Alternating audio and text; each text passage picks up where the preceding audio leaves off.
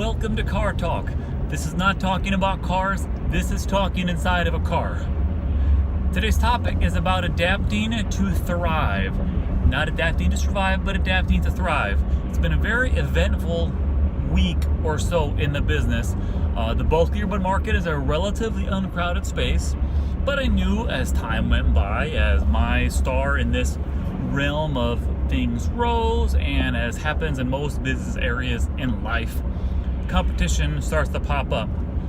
Now, I'm a very established seller on Amazon, and I have high product feedbacks, high seller ratings, high seller velocity, all those things that Amazon looks at. But there have been a couple people that have started popping up as far as competitors on there. Now, I'm not overly worried about them, but in the same way, I am extremely worried about them. Are they a serious threat right now? No, but lots of people and businesses can die from a series of pinpricks versus a grenade to your face. If you lose a couple percent to someone here, a couple percent to someone there, a couple percent to someone there, you do that 20 times, you end up down 40%. Not acceptable.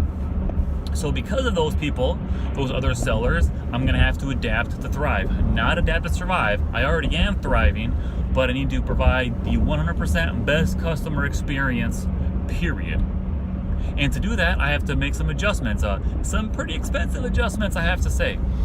I sell earbuds as of yesterday as individually bagged and bulk packaged. As of today, switching everything over, phasing over to only individually bagged. Not a big cost difference on my part, but it does cost more to have that done with a factory. But better customer experience to help differentiate myself.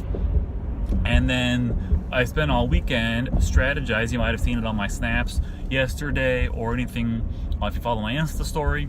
Strategizing how to phase this over because I have listings on Amazon that I need to keep because they have super high velocity, super good ranking, so I need those to rank as well on the individual versions. And it was a lot of thinking of how do I phase it over to give the customers the exact thing they ordered and also not anything less, because if you intermingle the inventory, then they end up getting expecting bagged and get bulk packaged, and that is bad. If you under-deliver to a customer, bad. So I spent a lot of time strategizing and getting everything worked out, and the system is all worked out. It's going to take probably the next 2 months to really switch everything over. It'll take a little bit of time, but it's already switched over on the website as of today. But making that change, I have to buy a whole lot more inventory. Also going to move over to a 50 count minimum versus 100 count minimum to have once again a better customer experience. So I had to today order about $20,000 of inventory unexpectedly to make this change happen. And it's not going to be a recurring expense, but it's a expense last week on this day I did not expect to have to do.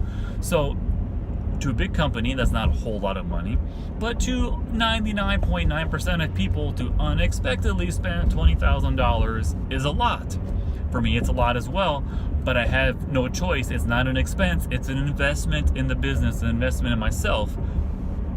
And if I want to keep growing this business into new and further greater things, I have to continue to invest in the business, and spending that kind of money to make the customer experience better is a substantial amount of money for me and for most people, but I have no choice, and thankfully I manage cash flow accordingly that I can do that, and it's not a problem. But unexpected 20 grand had to spend today, just the way it goes, to increase that customer thing. I'm also had to spend a few $1,000s unexpectedly last week, as I'm going to push into the headphone market as well, because there is a demand. Even though the earbuds are by far the bigger seller, it would be helpful to have what it is people want all the time. And some people do want headphones for any number of reasons, so we're going to have those as well. So it's been an expensive couple weeks, but you have to adapt to thrive, not adapt to survive.